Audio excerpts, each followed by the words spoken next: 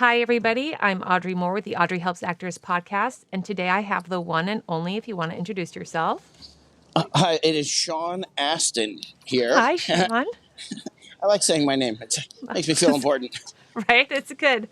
I'm walking, and when I get about a block and a half from here, there'll be a quiet spot, and I'll just tuck in so we can speak like normal, civilized human beings. Wonderful. I'm just going to introduce you in terms of, for everyone to know a little bit about your history. I think everyone listening knows that you are an actor with a very long resume, and you've been a member of SAG and now SAG-AFTRA for 40 plus years.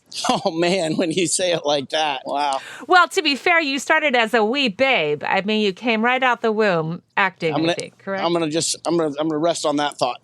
Okay, great. You are also an actor who is second generation. Your mother, the late great Patty Duke, she was also a child actress, and she was also president of SAG during part of her time in the 80s. My intention of having you on in specific was because I watched you wrangle the W&Ws here in Los Angeles. They were over Zoom. I thought you handled them with such kindness, with such diplomacy, thoughtfulness. And I was so impressed by your management and true interest in what everyone had to say and the consideration and work that everyone was bringing forth to the table. So can you just quickly, before we get into the strike authorization vote, can you tell everyone a little bit about what the WWs are, your involvement in that, and just sort of help to explain that we didn't just arrive at a strike authorization like willy-nilly one day? Audrey, I hope my mother is in heaven and listening to this podcast right now, because that compliment you just paid me was for the ages. I mean, that was just such a beautiful thing you said. I had been on the Netflix negotiating committee, and everyone came out of that feeling like it was a very successful, we achieved a successful result. So, for me to find myself as the next step co-chairing these W&Ws was, when you're in a negotiation, it's your team, and you're pushing things across the table and they're coming back. But mostly your work isn't, as a member of the committee, isn't with, opposite producers with their arms folded and staring daggers at each other. It's in our own room with our own people, trying to get to the bottom of issues, understand the specificity, get the details of what the producers are doing and how they think they're advantaging themselves with things and where you have to give in and not. So, but it's not member facing. The fact that the W&Ws are accomplishing two things: they're allowing any member the opportunity to come into a room with elected leaders and talk about anything that's bothering them, anything that needs to be improved, and tell us what's on your mind. But we somehow find ourselves in this position where people are looking to you for help. And so how do you respond to that? The most important thing is to listen closely. I had attended 13 of those meetings. I want people just to understand talking about strategy is a part of what happens within these W&Ws as you prepare for negotiations.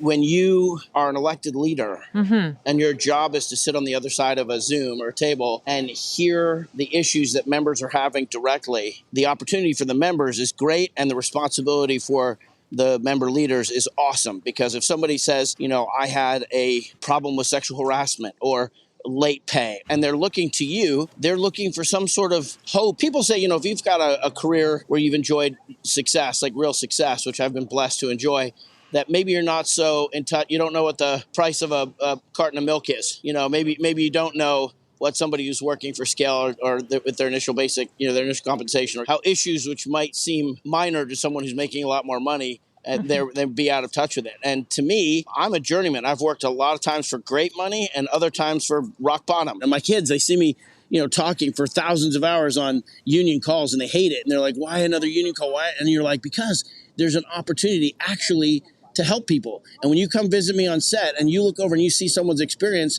I want to be able to say, like, oh, that tent that's over those dancers or that floor that they're able to rehearse on that they might not have, that before they were not contractually owed. I was one of the 25 votes for that. One of the things that I really loved about the W&Ws is the realization of all of the things that each of us can't possibly think of because we're all coming from our own unique experiences. Somebody would present what they thought was like a golden solution, and then many other people would say, well, here's the thing, that actually isn't a golden solution because that affects actors with disabilities or actors of a certain age range or child actors. And it's always perspective that perhaps you didn't think of, that then is like, oh, right, oh, of course, that's something that should be considered and fought for with regard to the greater whole. Now, I want to get to the strike authorization, and I would love for you to just clarify for everyone what the difference between a strike authorization is versus a strike, and why we want everyone to vote and why we want everyone to vote yes. Because I know that was something that you in particular were really looking at as we were doing the W&W process. Absolutely. And thank you for the opportunity to do that. So basically, you need permission. You've got a group of negotiating committee members who have been nominated by the president and approved of by the 80-person national board. Now they go, and I think there's 30 or something. I don't know the exact number of our negotiating committee, but you go with that and your staff negotiators and the lawyers, and you're going through a process. One of the things, really the only thing that you have as leverage in a labor setting is the ability and willingness to do a job action or do a strike. There's really nothing else. Goodwill, people wanting to create stability in the industry and stuff, that's very important, and that works a lot of times. So who decides, now's the time to call a strike? There's 160,000 members of our union. What the negotiating committee does is, at some point in the process, they say, we actually, on this one, think we need to get permission to hold a strike. We make a resolution and we send it up to the 80-person national board, and they evaluate it. And if they agree that we should get a permission, an authorization for a strike, they send out a referendum to all 160,000 members. And that's what's happening now. So it's called a strike authorization vote. If it comes back yes, what that means is the negotiating committee, these 30 people, which has been given the power by the 80-person board, can, at our discretion, deploy the strike. There's been a lot of philosophical debate over the years about when is the most strategic time to go for a strike authorization vote. Some people say, well, as a matter of course, you should always walk in at the beginning with that vote. That way you have it. Other philosophies would say, well, get in there, and if there's a problem, sending out the vote, it sends a very strong message that you're not happy with the way things are going. In this particular scenario, because of the calendar, because of what's going on with the writer's strike and where the directors are at in their process, and we have put out several bullet points that explain what some of our priorities are. With all of that in mind, we voted to send out the strike authorization before we sit down. We begin negotiating on June 7th. Our contract expires on June 30th. You're not allowed to strike as per our agreement before the end date of the contract. So there's no striking before July 1st, I guess it would be. When a union asks its members to authorize it to conduct a strike, the only answer is yes. When the numbers come back, and we all know from not too long ago, a few months ago, or 6 months, 8 months, 9 months, whatever it was, IATSE, the IA, they put out a strike authorization vote, and they had like a 98% approval rate to hold a strike. When you see numbers like that, when the producers see numbers like that, they think, all right, well, this is not an empty threat. We need, as a matter of SAG-AFTRA Constitution, 75% or more of the people who vote. So not of the 160,000 membership, but of the, if 100 people vote, 75 votes have to be yes in order to give the negotiating committee that power to call that strike. So those are the key things. I mean, if you go to the SAG website, there's basic information available, but there's also a question about why are we doing this? If you open it up and you read through those, it's easy to miss how important they are. And I want to read these 4 or 5 bullet points to you slowly. What are some of the major issues on the table in the upcoming negotiations? Key issues include economic fairness, residuals, regulating the use of artificial intelligence, and alleviating the burdens of the industry-wide shift to self-taping.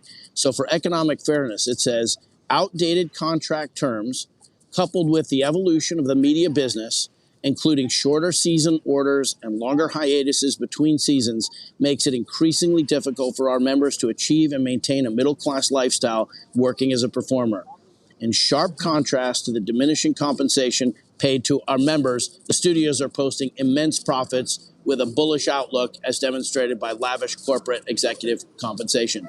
SAG-AFTRA is committed to ensuring our members are able to make a living performing in scripted, dramatic, live-action entertainment. This means ensuring increased compensation when our members work, shoring up the funding of our health, retirement, and pension plans. That sentence alone should get people going and provide our members with a meaningful share of the economic value created by their performances. Residuals is continuing financial participation. They can't make it without us, and we deserve to have it mean something and not just have it frittered away because of their different technological means of bringing us entertainment, streaming, and so forth.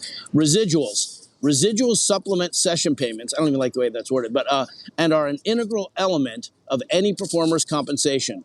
While new business models mean that more and more SAG-AFTRA content is monetized around the globe, residual payments are failing to reflect the economic value of this exhibition. SAG-AFTRA is committed to ensuring residual payments both reflect the economic value of our membership's contribution and serve as a meaningful source of performer earnings. When you slow down, yes, you're like, it's incredible. Yeah. And these are just the four ones they want to talk about right now. AI technology has advanced at a rapid pace. Artificial intelligence has already proven to be a real and immediate threat to the work of our members and can mimic members' voices, likenesses, and performances.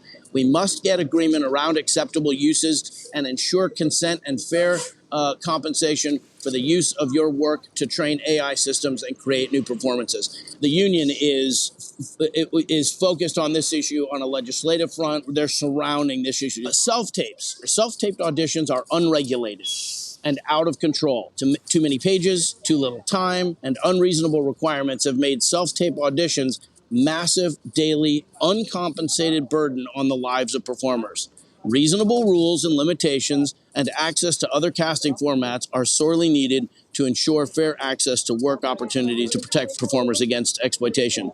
And then it says afterwards, listen closely, many other important issues, including those specific to particular careers and categories, will be on the table as well. I just want to applaud that. Yes. Anybody who is looking at their strike authorization vote on the computer or in the card or whatever, there's unanimous vote from the leadership, and now you've seen some of the big issues that we're going for. To me, it should be an absolutely easy yes vote. Yes, and I want to also reinforce for everybody that those 4 points were not come to overnight. That those 4 points are highlighted specifically because of a weeks-long, days-long, months-long, and even years-long in-depth discussion between members and members discussing what is happening in the current climate that needs change, needs regulation. That is how we have arrived at the strike authorization vote and why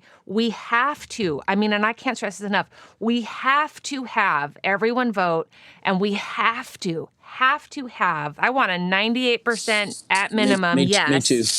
In addition to that, I really want to stress for everyone that this is not just actors and actors' careers, that this is truly the leverage that actors hold is so palatable to what the whole industry is able to get as well. So we're not just, to me, talking about our own profession. We're talking about the business model for me as a whole. Performers we're a fellowship. So we're now at a moment with the writers and the directors where we're looking at that 30 years and we're saying it is time to restructure. It's the most consequential moment in entertainment labor history, from the history of the creation of this medium. And I want to clarify a couple things just before I let you go. One is that for dues, there's some confusion, so everyone knows it's dues from this last November, so not paid up from right now, the May dues. You can vote if you were paid up by November. Okay, so if your November dues were paid up, you can currently vote. Also to pre-members, and these are the not yet members that you and I are talking about that we are fighting for. We are truly fighting for them, the ones that are going to join this year, next year, and 3 years, right? I would just love to clarify, please come in solidarity. You can go to picket lines. If we do end up striking, you can please attend those strikes. Please show up to the picket lines for the WGA in solidarity. And I hope everyone will just go and share this episode to people. And please also make sure you vote and make sure that you encourage others to vote. I have one last thing to say about this. Our members' creativity with social media, with graphic design stuff, I think it's our responsibility collectively to raise the level of how we're communicating. There's nothing stopping people from doing that. You spend 4 hours on something one night and post it. You have no idea who's going to repost it and who's going to see it and who it might affect. So I would just encourage people to deploy. Yes. I love that. I love the deploy. Let's do it. Well, thank you so much. Have a fantastic weekend and a great trip in New York. And I so appreciate you Audrey, making time. Thank you for everything you're doing. It's you're so smart and creating an incredible service for people.